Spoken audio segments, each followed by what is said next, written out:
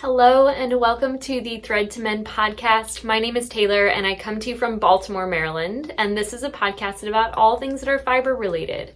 I mostly touch on the subjects of knitting and spinning, and you can find me on social media as Taylor E. Owen, both Ravelry and Instagram.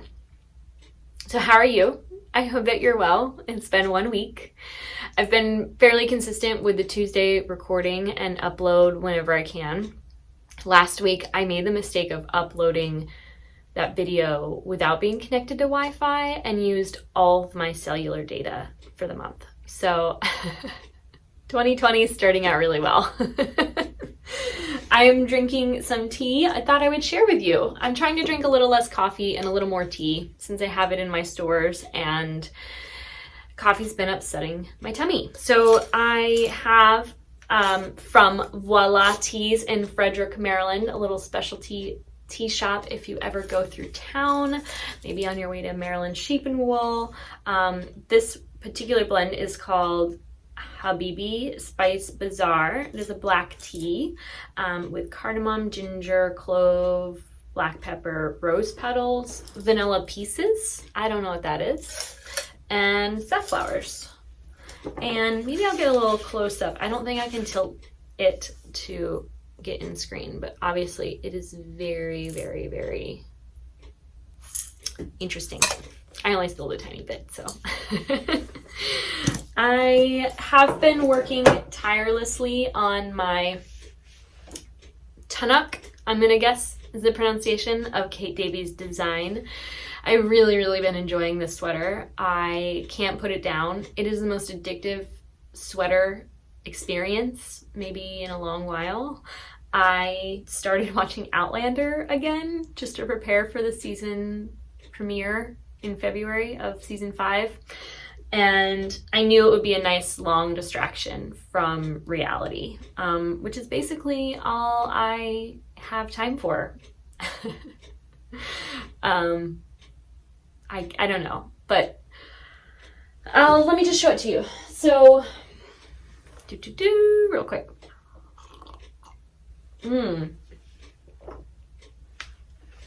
Did you like that ASMR slurp action? Okay. This is She Lives. Okay, so you can see since our previous episode together, I knit the button band. These buttons are not sewn on. I bought these buttons from the button lady at all of the festivals here on the East Coast that I can think of, but she's at Maryland and New York Sheep and Wool, and she has her buttons tied with a little piece of wire on these cardboard cards, and so I could just kind of pretend that they were on my sweater already, even though I haven't sewn them on. But obviously I did the buttonholes. I did read the instructions for the button band, and I did begin the I-cord bind off, and actually I followed through on that with the buttonhole side of the sweater.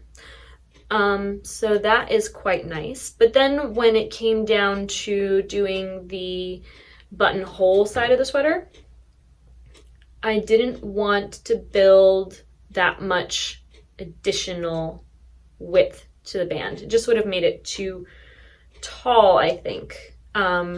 Just the form that bind off takes. So I did instead do a knit. My bind off was you knit one, you knit the second one, and then you knit those two together. And then you knit one, and then you knit two together. Knit one, knit two together. That's the method I used. And that's my preferred bind off method most of the time. It looks great on a rib, I think. It's the button band that is facing out. So that's the one you're seeing if you can see it. I think these buttons are really cute for the sweater. I didn't realize that the flower motif, the kind of design of it, is also reflected in the pattern of the sweater itself. It didn't occur to me because I guess it was round. But now that it's really taking shape, I can see that now. I enjoy a lot the way that the shoulder lines up. You can see that the back And the front pieces, I lined up the chart so that, with the exception of the row that is connecting the two together with a 3-needle bind off on the inside, and the patterns being reversed, it's almost seamless, which is nice. I mean, the directions change, which show a seam, but I love the way the sweater is picked up in the dark so that you have this kind of square, angular look at the shoulder sleeve. It is a drop sleeve, so it's not right here on the cap of the shoulder, but a little further down. And I had to keep reminding myself when I would try on the sweater that it was a drop sleeve, and I had to really widen up the neck. And that's why I decided I wanted to add a little short rose to the ribbing band to bring it up a little higher so that it might sit a little bit lower at the throat. So you can see that the button band is, I would say, I didn't honestly measure it, but about twice the width in the back than the front. The number of stitches you pick up for the collar in this pattern is a very even number. So I decided that 10 stitches in from both sides, I would start wrapping and turning every 10 stitches to do about 3 rows of short rows to bring up the back. And then I finished off with, I think, 2 more rounds of it before binding off with, it looks like I might have done the 3-needle bind off for this. I can't remember. Whatever the pattern said, I'm sure is what I did. But I am now measuring my grams of this yarn I have left. As I mentioned in my previous episode, this is the one color I know that I will run out of first before all others. And so I've gotten through one, and I'm on my second half of the first two repeats of the sleeve. So what I plan to do, just to manage my yarn, is put some stitch markers on this cable, put these needles on a new cable, and pick up and knit a second sleeve until I reach the point I'm at now with the first one. And then that will give me a more accurate measure of how much I truly have left, because I don't trust my kitchen scale. And I just want to make sure that I'm not wasting any of my own time on this. So once I get to here, I'll more than likely do at least the second half of this full repeat of this pattern.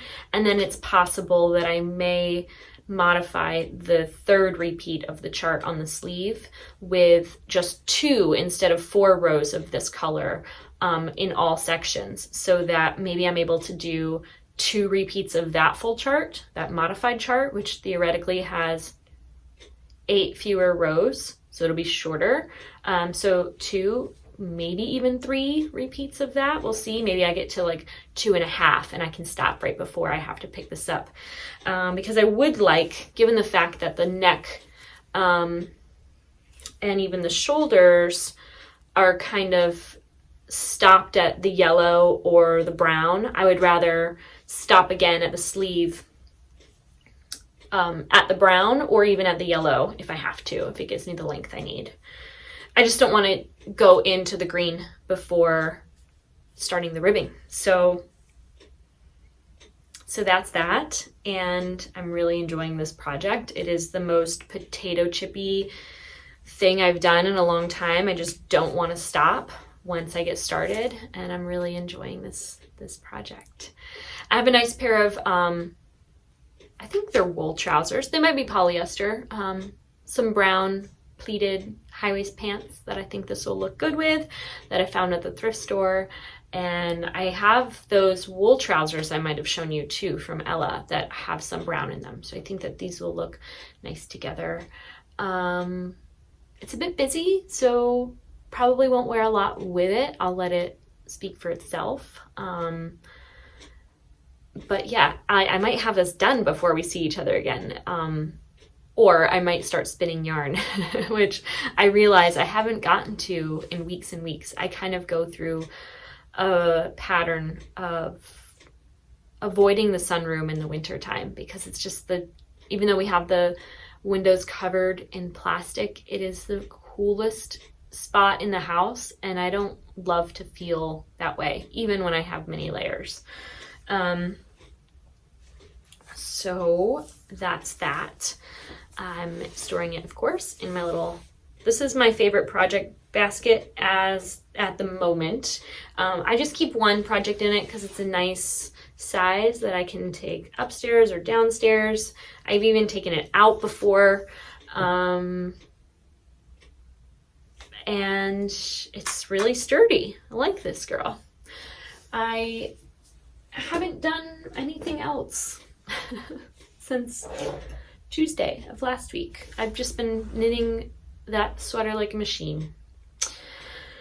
And it'll be done soon. I honestly just wish I could be doing it now, but I don't know that without this podcast, I really have any attempt at engaging with the outside world, with the exception of my job. So I feel like it's my duty to show up and be present and share what I'm able. Because what, I don't know, why not?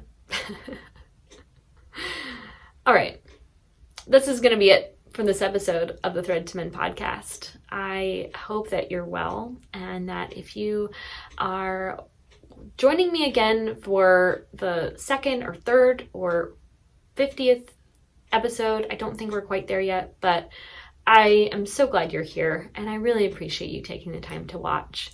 I hope that this new year is treating you well, and what you're working on, I'd love to know.